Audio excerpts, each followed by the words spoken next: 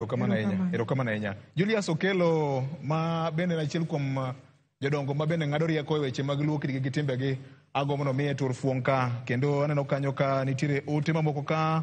Albert Owiti kanie dala mar Namanga wacho ni teko mar piny luo ni e lwet oganda luo kokalo kuom neno ni ji te obede mesa.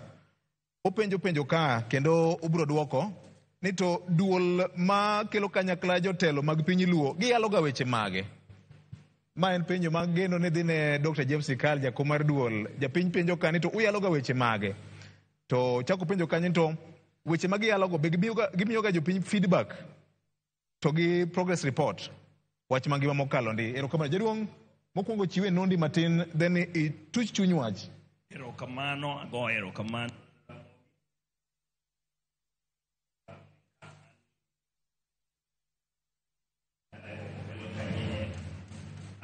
En kwe ana elder i town ka ajo alama duong kwe wach mantie kawuono en wach mayot. Baba is dead, Raila osetho, wachiko kanye.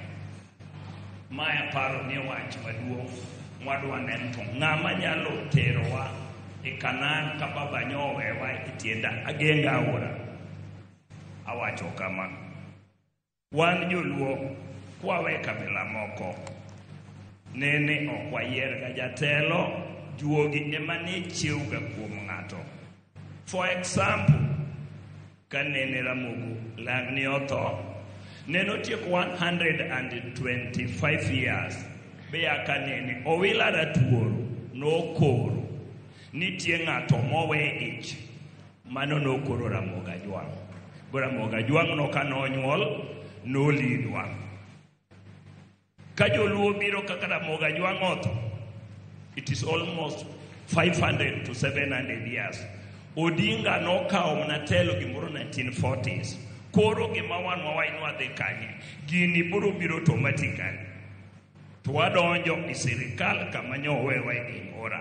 Awacho kama nang'o, Raila nyong'a maduong' manyoneno ne kamochopeno jaduong' neno thone, Raila no seneno thone, emomiyo tarik 3 Septemba no bedo gi joge piny kagichamo last supper. Bowacho ni jogi anta seketo itien oraka adwan mondo udonje piny Kanaan. Koro kama nyosewewa ni emwadwa ng'iyo to kabe wadonje to nyathi kich bedo treated nang'o. Ng'euru joluo no wan sani wan nyako misero. Ng'amosero wa mobiro mowachonwa weche mamit gudhok mochiko nyako ni nyum dhok 12 chon. Ng'amomiyo wadiera emwabo yudo to wadonjo kanye. To sani an gima wanda kuom maduong' mogik kata jowa manyose dhi sirikal kako Pio Wandayi Mbadi giwe bedo sycophant giwewa mondo joluo odongo. Technocrats gin joma ng'ado rieko kucha to giwewa politicians mondo wasik kwa loso to wadhi kanye. Piny owacho wan ema koro wawacho.